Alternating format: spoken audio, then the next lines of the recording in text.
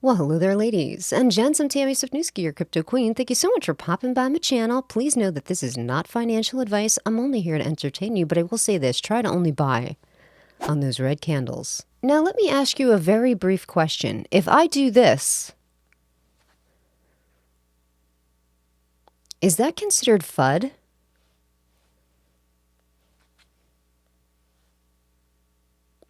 Is that FUD?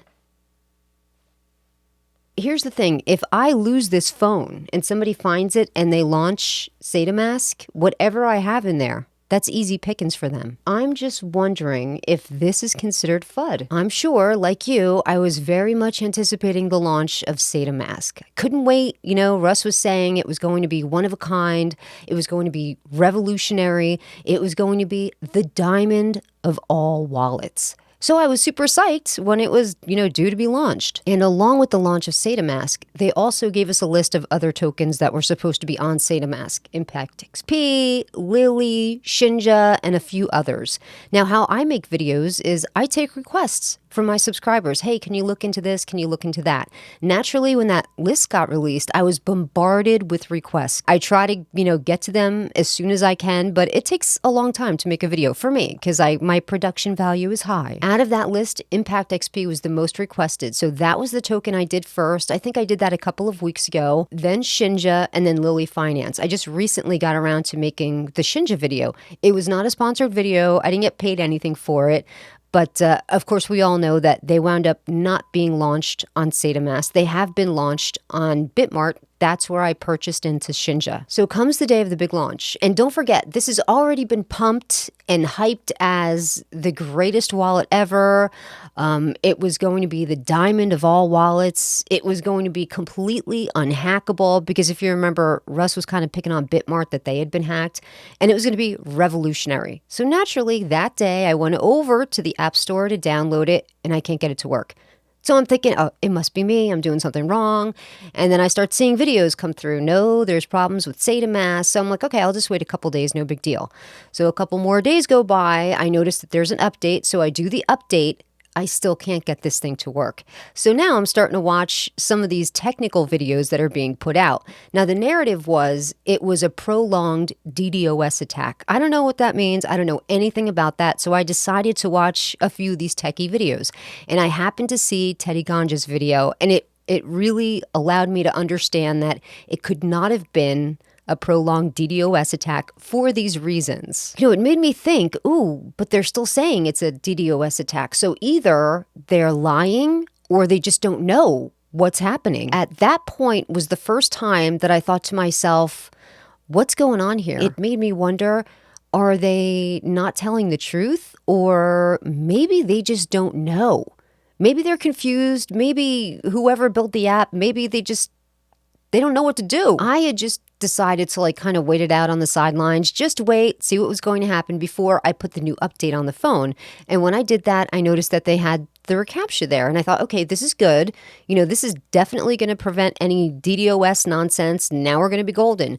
But it still didn't work for me. And this whole time, each day that goes by, the price is getting a little lower and a little lower and a little lower. And I thought to myself, if it passes that 37, 36 support level, there's a good chance this thing could go into absolute free fall. But I didn't sell my tokens. What I did, I made a decision. I was going to move my tokens over into my MetaMask. This way, if people did start to sell off, at least I would be able to get reflections from those sells. So that's what I did. I'm going to let you know this though. To move tokens out of Bitmart into a wallet is crazy expensive. I think I only had almost 10 billion tokens. It cost me almost $50 to move them. Keep in mind, this whole time, the price is just going down, down, down. And I'm like, okay, well, it's so cheap now. I have to just keep buying it. Let me just start adding more to my position to kind of average down because I purchased in high. And I know everyone makes fun of people who purchased in high, but how do you expect to entice newer investors? Hey, if you don't get in right now, you might as well not get in because, if you're not smart like us, getting in super early, too bad for you. Can't do that. We have to encourage people to buy the token no matter the price.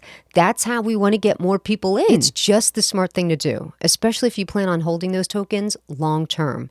What I didn't like was that there wasn't a whole lot of transparency and honesty. I wanted to know what was going on because I'm thinking to myself, maybe the developer over there who's ever doing the coding, maybe they're in over their heads. Maybe they need to outsource, bring in some contractors, let them figure out what's going on. I don't know anything about the techie stuff. I don't pretend to. But what I do know is that when there's a smarter person than me in that particular area, I'm going to listen to that person. I want to hear what they have to say. And Teddy was like, okay, well, now this story, that can't be true because of this. And he would lay out all of the reasons why what they were saying just didn't make sense. That made me feel like something's going wrong over there. Like they need to definitely bring some people. They need help. Why aren't they just getting the help that they need and getting this thing figured out? Here they've pumped it as this revolutionary wallet, and they don't have basic things put into place that they can have. At this point now, the launch was so far removed, I couldn't even tell you when it was. What I was worried about is Russ was supposed to do that interview on Fox Business or whatever channel he was supposed to be on. I'm thinking, what if he does that interview and then a lot of people get excited about the project? They go to download SaitaMask off the App Store and it's not working. Like, that would be such a huge missed opportunity. Anyway, I recently watched the interview. It wasn't at all what I had anticipated. And it's actually a good thing because I don't think it would have bbeen good if he was on the news channel itself, because I think that would have been a complete flop. If people had gone over there to download it, it would have been a bad, it's a bad look. I really could go on and on with the story. But the bottom line is, they imposed this deadline for SaitaMask. They're the ones that decided when it was going to be launched.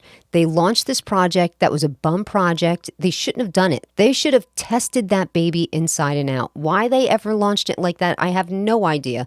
They shouldn't have done it. The minute they realized that there was issues, they should have contracted out and brought professionals in to help with the situation. They just made it worse. They made it incredibly worse. I don't know what they paid for the architecture of that app, but I know for a fact that they paid more money to fix the problem than building the whole thing. And the problem's still not fixed, okay? There's a rule whenever you're building something: measure twice, cut once. That's a huge rule with anything. Make sure you're getting something done right. This way, when you make that final cut, whatever it is, it's going to fit well, it's going to be in place, it's going to look good, and everyone will appreciate it. I don't know what you do for a living, okay? But I promise you, in corporate America, if there is a huge mess up like this, do you know what would happen? You'd get called up to the CEO's office, or probably actually a VP. They would sit you down and be like, hey, this got messed up. Heads got to roll. Who's taking the fall? Who are we going to put up as the front man that messed this up? We have to have a public person that's going to take the fall for this. You need to resign and you need to leave. Most of the time, it's not even the person to blame. It's just a fall guy type of guy. But the company says, okay, this person made some decisions that were bad decisions. And to make it up to, mea culpa to you, we're firing his ass and sending him home. Now, as an investor, as I am, I feel like there needs to be some level of accountability. And there needs to be somebody that said, this is where we messed up. This is what happened. We messed up here. Then we dropped the ball again over here. But you know what?